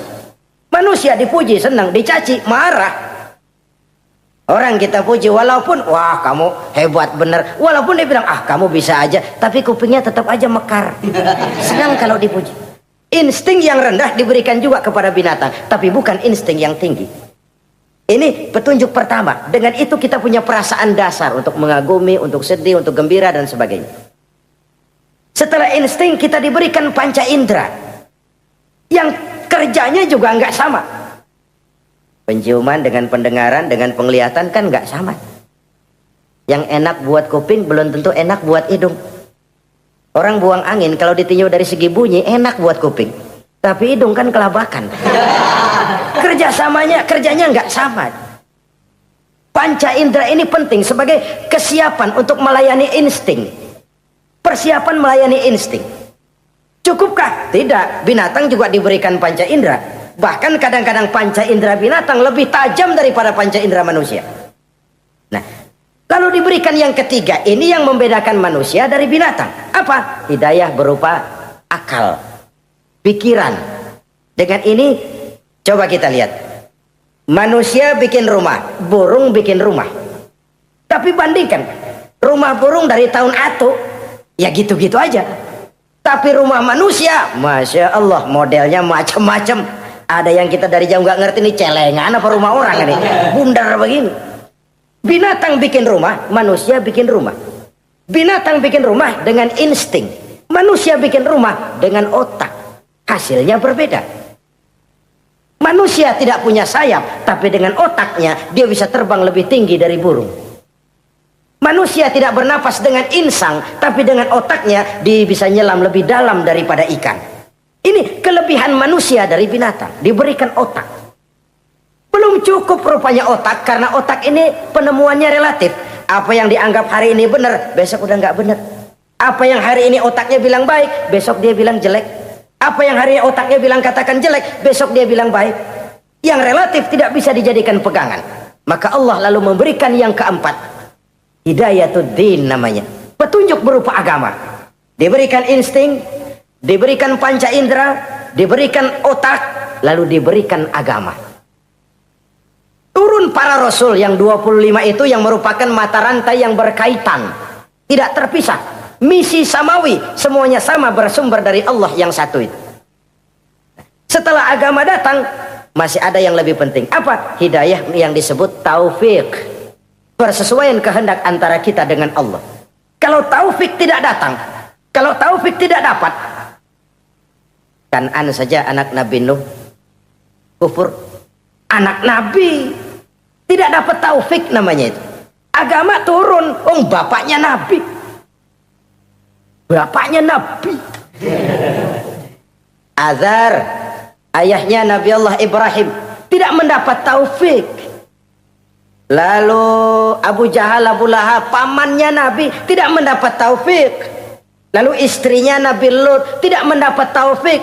Bayangkan ini, anak Nabi, paman Nabi, bapak Nabi, istri Nabi. Taufik inilah yang hak prerogatif Allah. Insting semua dikasih, panca indera semua dikasih, otak semua dikasih, agama kepada semua diturunkan. Tapi taufik ini hak prerogatif Allah. Lah kita ini bersyukur, ponakan Nabi aja bukan dapat taufik. Tidak sekedar mendengar Islam, mendengar agama, tapi mengikuti agama itu sendiri. Inilah institusi-institusi yang diberikan Allah kepada kita. Jadi kalau sudah begini lengkap, manusia, nih aku kasih, tempuh jalan ini, masih salah juga, dasar sableng. Pantas kalau Allah mengadili, pantas kalau Allah memberikan sanksi. Kenapa? Rasul udah turun, otak dikasih, panca indera dikasih, peringatan dikasih, masih salah juga, pantas dong kalau diadili. Kecuali kalau Allah nggak nurunin apa-apa, hidup dah selagu-lagu lu sono, mau guling mau gupak terserah deh. Kalau begitu lalu ada pengadilan, nggak adil. Ini institusinya lengkap kok. Pantas kalau Allah mengadakan pengadilan di akhirat. Pantas kalau Allah meminta kita pertanggungan jawab. Komplit begini rupa. Nah, termasuk di dalamnya kita percaya kepada yang gaib ini. Bahwa ada yang tidak nyata di balik yang nyata ini. Ada yang kita percaya kebaikannya, ada yang kita percaya sekedar percaya saja. Kayak setan, iblis, kita percaya adanya, tapi kan nggak wajib ngikutin. Termasuk mempelajari ilmu-ilmunya setan, ilmu-ilmunya iblis. Tenung, santet, nujum-nujuman, ramal-ramalan, itu kan ilmu-ilmunya setan, ilmu-ilmunya iblis. Belajar saja pun jangan, belajar saja pun nggak boleh, apalagi sampai mengamalkannya. Karena tatkala kita belajar apalagi mengamalkan, kita sudah bersekutu dengan setan dan iblis. Nauzubillah summa nauzubillah. Ini yang pertama. Jadi orang yang bertakwa itu sifatnya yang pertama, dia percaya kepada yang gaib. Di balik yang nyata ada yang tidak nyata. Lah, saudara-saudara, jangankan yang alam seperti ini ya, alam kubur, alam akhirat, masih di alam nyata ini saja ada sesuatu yang hanya kita bisa rasakan tapi nggak bisa kita lihat, nggak bisa kita pegang. Contohnya angin, ada tuh kita rasain tapi kan nggak bisa kita pegang. Bentuknya bagaimana kita nggak tahu. Wah, merah pak, kenapa? Buktinya dikerok. Itu mah merah kerokan, bukan warna angin merah. Sesuatu yang ada tapi hanya bisa kita rasakan. Pedas, makan cabai pedas. Pedas itu ada, tapi kan abstrak. Mana sih pedasnya? Nggak bisa kita pegang, nggak bisa kita lihat, tapi kita rasain. Oh, itu yang hijau mah cabai, mang. Pedasnya mana? Pedasnya sesuatu yang cuma ada rasa, tanpa bentuk, tanpa bisa kita jamah. Ini satu langkah untuk mengantar kita memahami yang gaib.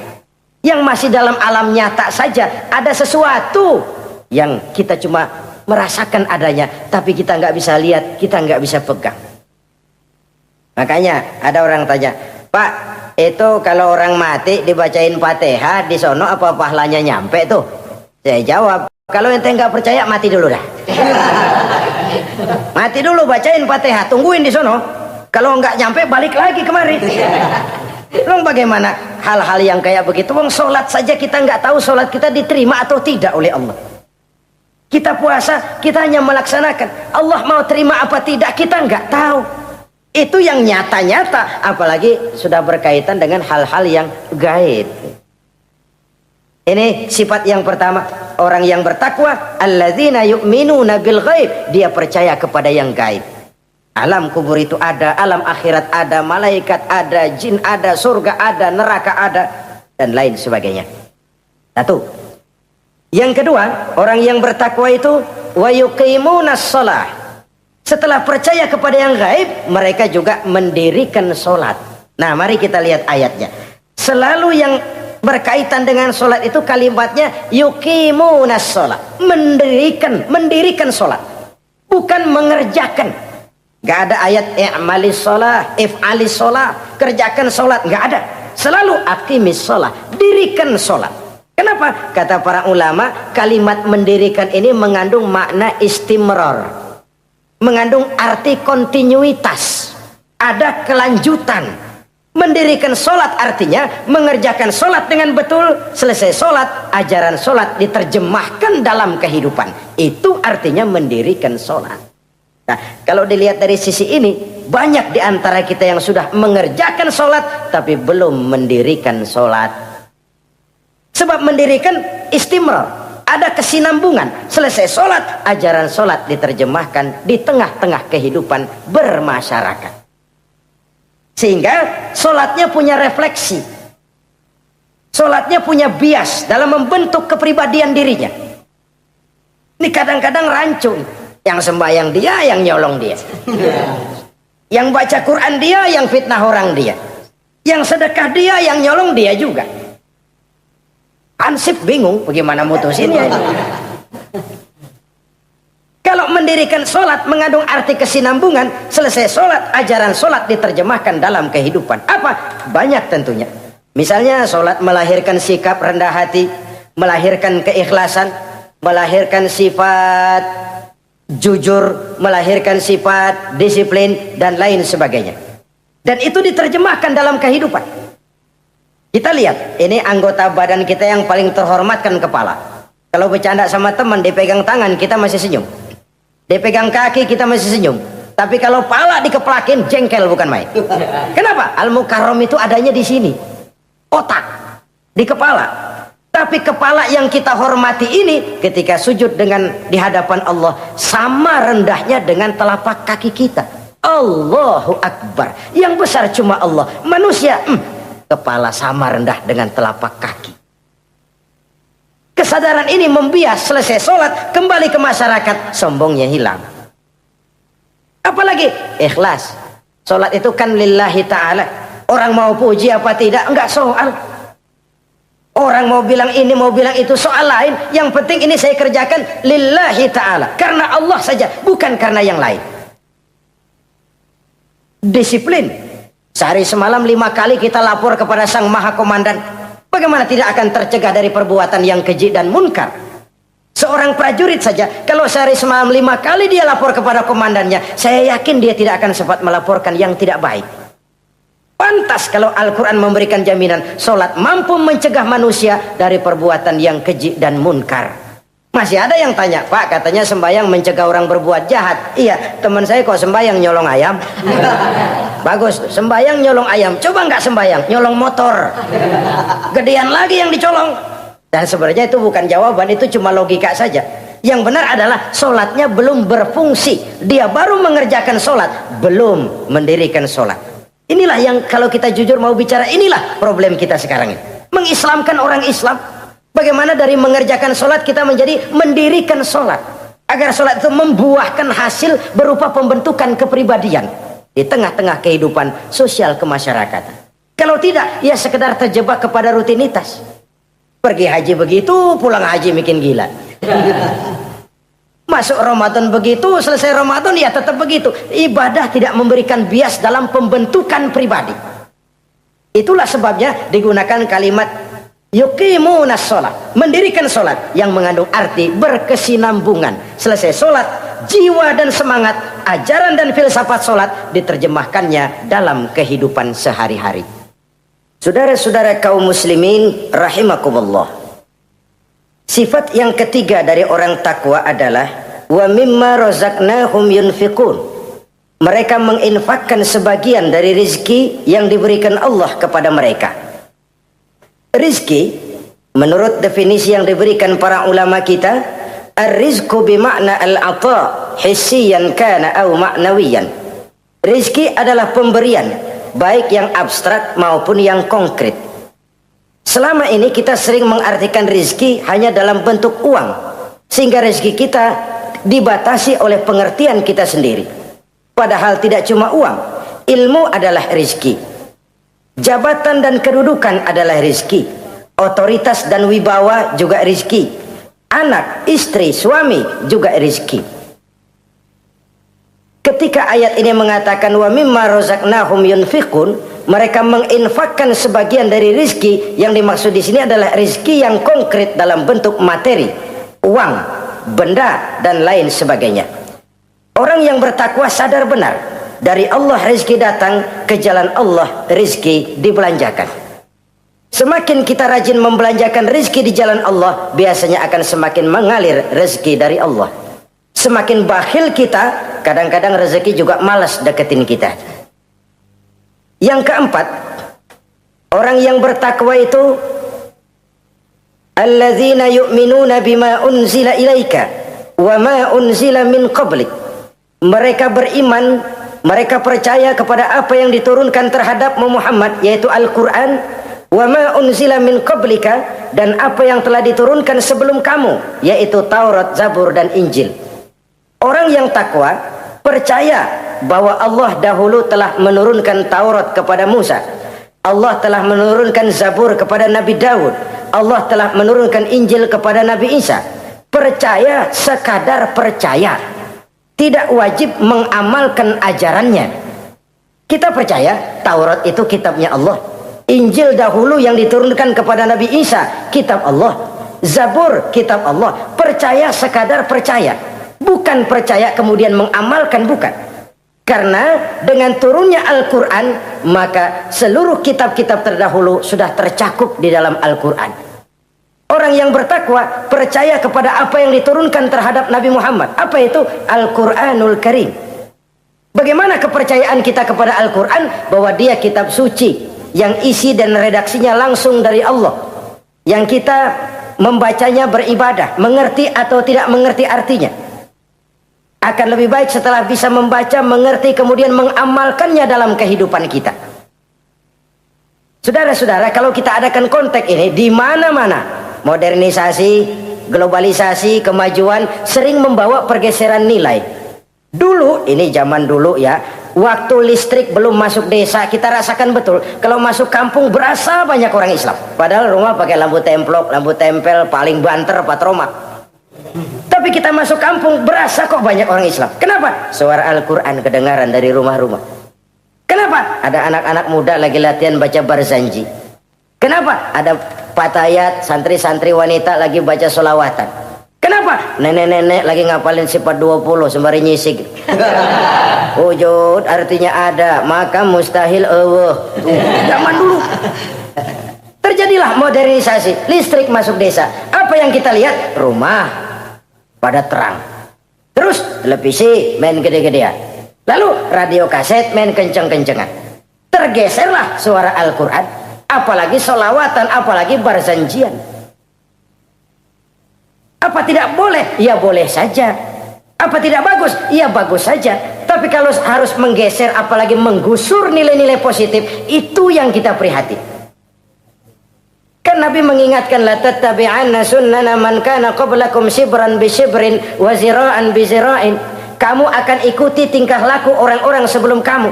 Cuma ikut-ikutannya nggak berasa, sejengkal, lalu sehasta, lalu semeter, lalu 3 meter. Begitu enak kamu ikut-ikutan budaya orang lain, sampai yang kamu ikuti masuk lubang biawak, kamu akan masuk juga ke dalamnya. Inilah kehidupan kita, inilah kehidupan anak-anak kita. Jujur mereka lebih kenal Valentine Day daripada Muharram. Anak-anak kita, anak-anak muslim, kalau kita menghitung Muharram sampai Zulhijjah nggak hafal. Kalau Januari sampai Desember, anak-anak kita bangun tidur hafal. Muharram sampai Zulhijjah, jangan anaknya, bapaknya keder. Kita hanyut oleh budaya-budaya yang, ya bukan saya katakan bukan tidak baik, tapi kalau harus menggeser, apalagi menggusur yang ada kaitannya dengan nilai agama, ini kan ironi. Ikut-ikutan kita sejengkal, semeter, sampai yang diikutin masuk lubang biawak, udah kadang asik ikut, ya ikut juga nyemplung ke dalamnya. Orang sering katakan mula-mula dari nama dulu nih yang kagak begitu kelihatan pengaruhnya. Mula-mula malu pakai nama yang berbau Quran, malu pakai nama yang berbau Islam. Dari nama nanti dia pindah ke pakaian, dari pakaian dia pindah ke pergaulan. Kalau sudah pindah ke pergaulan, dikhawatirkan pindah agama pun nggak terasa. Wah, semua agama sama, semua agama bagus. Lalu bagaimana? Bagaimana musimnya aja. Ironi, menyedihkan, memilukan, bahkan memalukan. Yang tidak boleh kan fanatik kepada guru, yang tidak boleh kan fanatik kepada suku. Kalau kepada agama fanatik itu wajib, dalam arti bukan sempit, berpegang teguh kepada agama. Satu sikap yang wajar, bahwa penganut suatu agama menganggap cuma agamanya yang benar. Itu sikap setiap penganut agama. Orang Kristen begitu, orang Hindu begitu, orang Buddha begitu. Kenapa kalau orang Islam begitu lalu dianggap ekstrim? Sebagai Muslim saya yakin cuma Islam yang benar. Kristen juga akan bilang begitu, Kristen yang benar, Buddha juga akan bilang begitu. Ini fanatisme dan wajar penganut suatu agama menganggap cuma agamanya yang benar. Yang lain juga bersikap begitu, tapi kalau Islam saja yang bilang ekstrim katanya. Dunia internasional sendiri kadang-kadang kalau sudah ekstremis, teroris, kok cepat sekali alamatnya ke Islam. Saudara-saudara kaum muslimin rahimakumullah, saya kembali kepada soal kita. Begitu enak kamu ikut-ikutan, yang kamu ikuti masuk ke lubang biawak, kamu akan ikut juga masuk ke dalamnya. Maka hati-hati bergaul, maka hati-hati memilih teman, maka baik teman pergaulan, lebih-lebih teman hidup. Karena orang sering bilang cinta itu love is blind katanya ya. Cinta itu kotok, cinta itu buta, cinta itu lamur, nggak bisa bedain coklat, nggak bisa bedain yang lain-lain. Orang sering kehilangan pertimbangan. Demi cinta akidah terjual, demi cinta akidah tergadai. Tidak ada kemalangan yang paling malang kecuali kalau kita harus berpisah dengan akidah. Sebab itu modal dasar. Nah, orang yang bertakwa dia beriman kepada Al-Quran. Beriman kepada Quran artinya apa? Menjadikan Quran sebagai imam dan dia sebagai makmum. Konsekuensinya makmum harus ikut imam. Selain Quran dia percaya kepada Injil, kepada Zabur, kepada Taurat. Dilihat dari sudut ini, umat Islam itu lebih toleran loh. Orang lain yang megang Injil nggak bakal percaya kepada Quran. Orang lain yang memegang Taurat nggak akan percaya kepada Quran. Tapi orang yang megang Quran, dia percaya kepada Injil, dia percaya kepada Taurat. Dari sudut ini kan kita lebih toleran. Allah dahulu menurunkan Injil kepada Isa. Yang Injil itu yang kita percaya. Yang Allah turunkan kepada Isa. Yang Allah turunkan Taurat kepada Musa. Bukan yang telah terkena intervensi dan investasi manusiawi. Dan percaya pun terbatas percaya kepada adanya, bukan kepada mengamalkannya. Kenapa? Karena ordenya udah lewat. Kita percaya Bung Karno adalah presiden pertama Republik Indonesia. Tapi kan udah lewat. Udah lewat. Kita percaya Bung Karno presiden pertama Republik Indonesia. Tapi kan udah lewat, udah selesai. Begitulah kita mempercayai Taurat, mempercayai Injil, ada, kita percaya, tapi kan udah selesai misinya. Yang berlangsung sampai akhirat nanti adalah Al-Quranul Karim. Orang yang bertakwa meyakini itu. Ini yang keempat. Yang kelima, wabil akhirati hum yuqinun. Mereka yakin, orang bertakwa ini, kepada adanya akhirat. Ah, kalau itu kan gampang, semua orang juga yakin. Loh, bukan sekedar yakin, sekedar percaya. Yalah, percaya kepada Allah, percaya kepada akhirat, pokoknya percaya. Bagaimana? Ya begitu, pokoknya percaya. Bukan itu. Kepercayaan yang memberikan refleksi. Iya ya, akhirat ada. Ada hidup sesudah mati, ada akhirat sesudah dunia. Saya memang benar kepengen cepat kaya, tapi kalau nipu orang nanti di akhirat bagaimana? Ini loh. Saya memang benar kepengen cepat naik pangkat, tapi kalau mesti jilat atas injak bawah, sikut kiri kanan, teman jadi lawan, lawan jadi teman, di akhirat saya bagaimana? Ini loh percaya akhirat itu. Saya memang benar kepengen cepat kaya, tapi kalau makan renten nanti di akhirat bagaimana? Kepercayaan yang mewarnai gerak kehidupan. Kalau percaya sekedar percaya, yang buta campur budak juga percaya akhirat ada. Tapi kan kepercayaan yang memberikan refleksi, mewarnai gerak hidup kita. Loh, enggak gitu. Orang yang percaya akhirat itu gayanya enggak gitu. Orang yang percaya akhirat itu sikapnya nggak gitu. Orang yang percaya akhirat jalannya nggak gitu. Orang yang percaya akhirat ngomongnya nggak asal ngomong. Kepercayaan yang memberikan refleksi terhadap gerak hidup. Nah ini refleksi dari sifat-sifat takwa.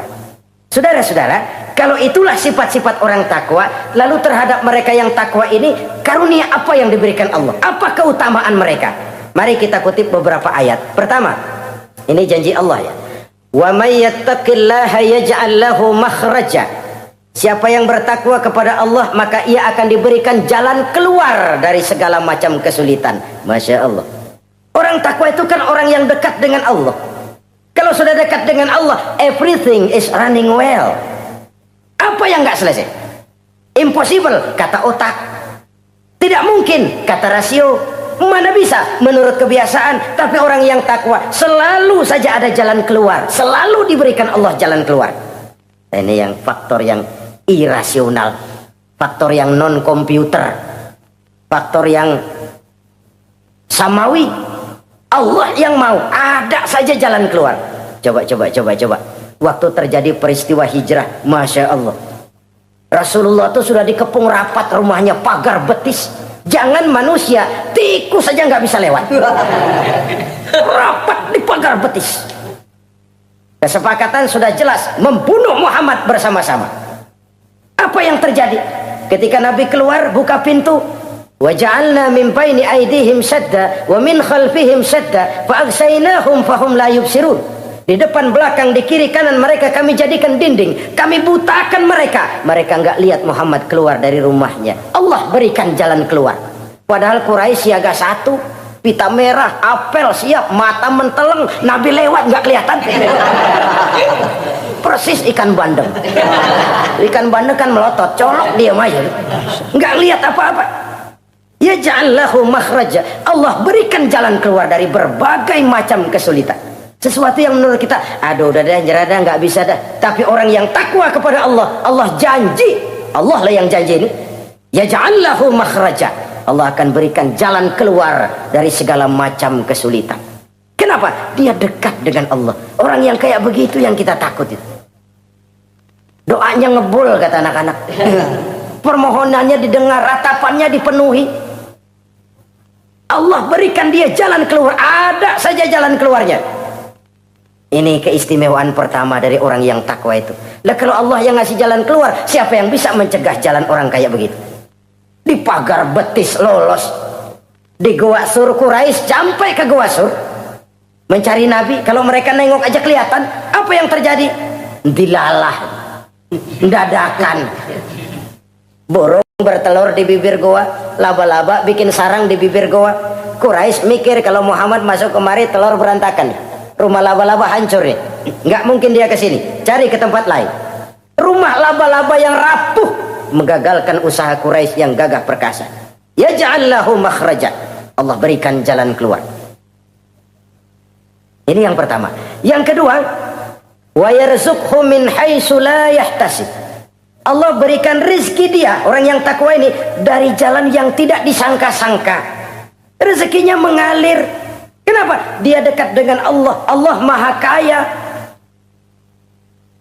Kadang-kadang nih orang kerjaannya sujud doang sama ngangkat tangan, rezekinya ada aja. Allah yang kaya. Allah yang maha tahu. Orang yang takwa walaupun gajinya kagak ada, penghasilannya gede. Allah yang memberi. Jangan lupa itu, ada gaji ada penghasilan. Kalau gaji kan ada ukurannya. Kadang-kadang ada orang gajinya kecil, penghasilannya gede. Umpamanya jadi lurah musim gusuran. Itu penghasilan. Kalau gaji bisa diukur, tapi penghasilan gede lah. Kalau semeter komisinya sekian kan gede tuh penghasilan. Ada juga yang memang gaji gede, penghasilan gede. Ini pejabat-pejabat yang banyak sikutannya tuh. Saudara-saudara kaum muslimin, orang yang bertakwa itu yarzuqhu min haitsu la yahtasib. Allah berikan rezeki lewat jalan yang dia nggak sangka-sangka. Ada aja jalannya. Nggak punya duit tapi haji bisa pergi. Nggak punya duit tapi ya hidupnya wajar. Tamu datang balahan. Pernah itu ada tamu di Jawa Timur sana datang ke rumah seorang kiai. Ratusan tamu dikasih makan semua. Padahal kiai rumahnya gede. Tamu ada yang dalam hatinya nyeletuk. Nih kiai bisa ngasih makan orang satu rombongan banyak begini, duit dari mana ini? Dalam hatinya. Disamperin sama kiai. Kamu jangan buruk sangka, ini rezeki halal. Bukan cuma rezeki, dia bisa ngerti hati orang. Mukasyafah. Allah bukakan apa yang Allah nggak bukakan buat orang lain. Ini karunia. Dan itu hanya mungkin dengan takwa. Itu tadi. Komitmen kepada perintah Allah, menjauhi larangannya. Mukasyafah, dibukakan pintu oleh Allah. Dia bisa lihat yang orang nggak lihat. Dia bisa tahu yang orang lain nggak tahu. Udah nggak bisa main-main kalau ketemu orang begini. Ini udah high class ini di sisi Allah. Ini yang kedua. Rezekinya ngalir lewat jalan yang nggak sangka-sangka. Yang ketiga, wa may yattaqillaha yaj'al lahu min amrihi yusra. Orang yang bertakwa kepada Allah, Allah jadikan urusannya gampang. Allah mudahkan urusannya. Masya Allah. Kalau Allah yang sudah mudahkan, siapa sih yang bisa bikin sulit? Allah yang gampangin urusannya. Orang mana yang bisa bikin sulit? Boleh manusia merencana, mempersulit, memblokir segala macam. Tapi kalau Allah gampangin, jalan tuh urusan. Boleh manusia merancang. Tapi kalau Allah mau, apa yang nggak mungkin? Satu kampung orang mau jatuhin kita. Kalau Allah mau angkat, naik. Satu negara orang mau naikin kita. Kalau Allah mau turunin, nyungsep. Tu'izu man tasya wa tuzillu man tasya. Allah muliakan siapa yang dikehendakinya. Allah rendahkan siapa yang dikehendakinya. Saudara-saudara kaum muslimin rahimakumullah. Dimudahkan urusan orang yang takwa itu. Jadi kalau ingin urusan kita dimudahkan oleh Allah, konsepnya cuma takwa. Kembali kepada komitmen, laksanakan yang diperintah, jauhi yang dilarang. Itu saja. Apalagi keutamaan orang takwa itu, wa may yattaqillaha yukaffir anhu sayyi'atihi wa yu'azzim lahu ajra. Siapa yang bertakwa kepada Allah, dihapuskan segala kesalahannya yang sudah lalu. Masya Allah. Dihapuskan kesalahannya. Bahwa manusia punya salah, ya manusiawi. Tapi ada hadis menyatakan, ikuti perbuatan salahmu dengan kebaikan. Niscaya kebaikan itu akan menghapus kesalahan kamu. Kalau dulu kita makan harta orang dengan zolim, kita nggak sempat minta maaf, tuh orang udah mati. Bagaimana caranya? Perbanyak sedekah. Mudah-mudahan sedekah ini menutupi kesalahan kita yang lalu memakan harta orang dengan cara yang zolim. Ikuti perbuatan salah dengan kebaikan. Niscaya kebaikan itu akan menghapus kesalahan kamu. Nah ini orang yang bertakwa, dihapuskan kesalahannya oleh Allah. Direhabilitir. Dia lakukan pemutihan. Yang melakukan pemutihan Allah. Kalau dosa sudah dihapuskan, Masya Allah. Coba. Ada hadis menyatakan, siapa orang baca Bismillahirrahmanirrahim, maka dia bisa lewat di atas air. Beku itu air. Bismillah saja bisa jalan di air. Ini bismillahnya orang yang bagaimana? Nih. Bismillahnya orang yang bobotnya ringan. Bobotnya ringan, dia bisa jalan di air. Kenapa bobotnya ringan? Dosanya pemutihan. Model kita 16 kali baca bismillah, lewat di empang kelelep aja.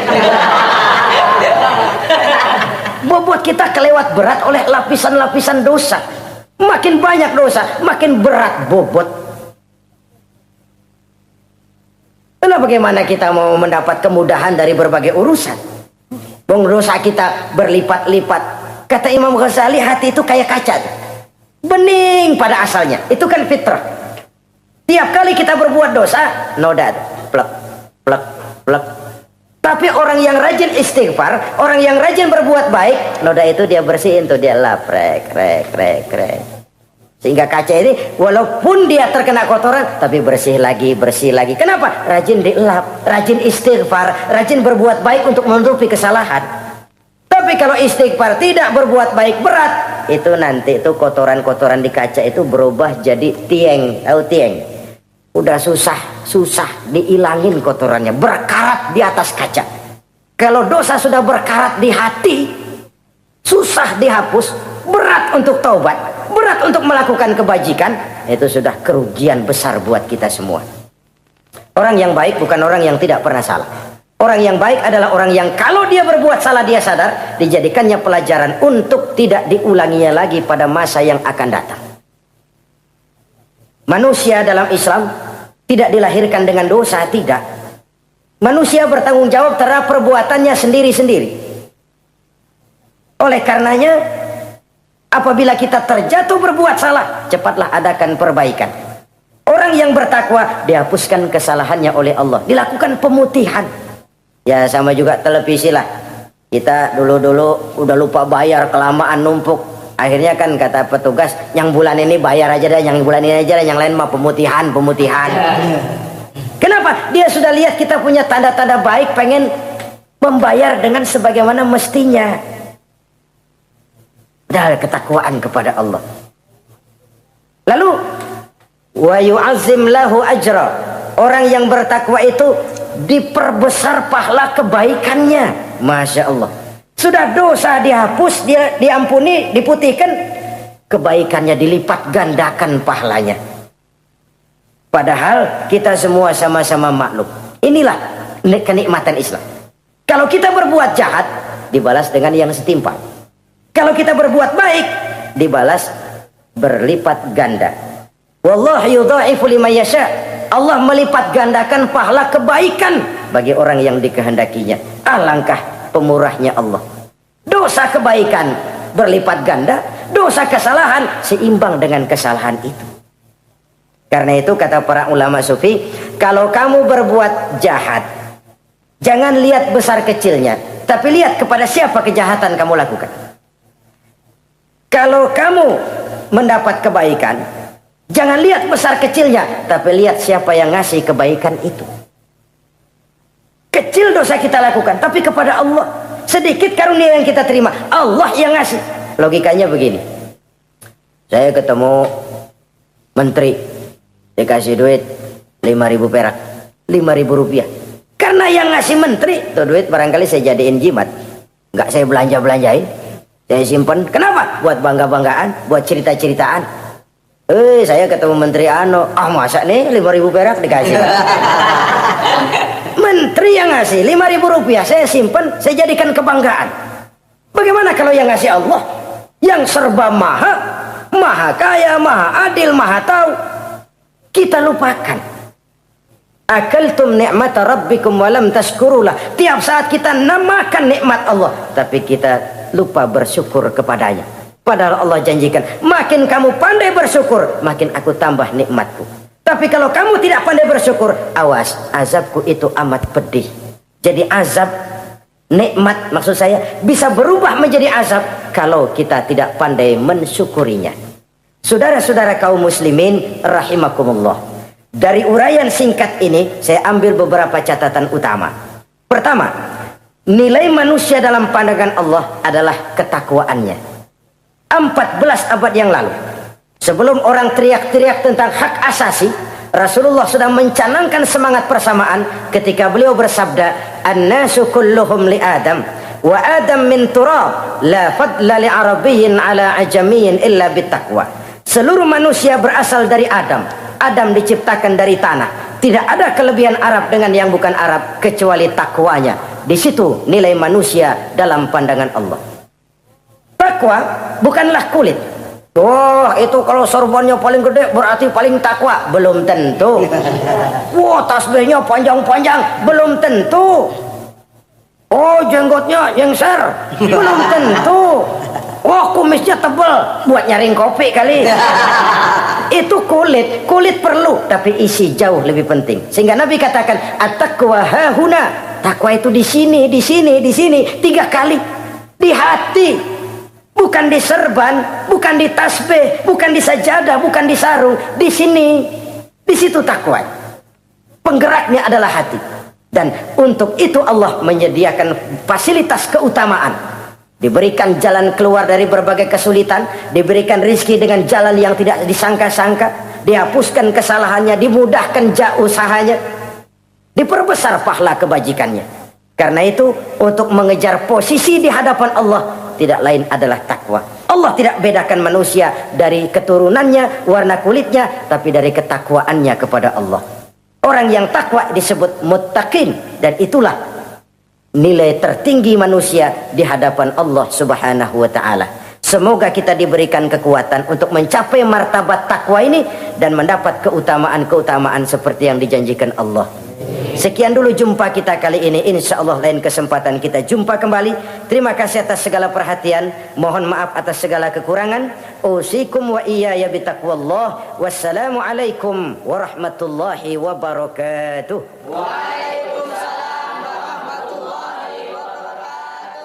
Alhamdulillah, semoga ceramah ini menjadi pengingat dan sumber keberkahan bagi kita semua. Dukung terus dakwah ini dengan subscribe, like, dan share channel ngaji di Teras Online. Wassalamualaikum warahmatullahi wabarakatuh.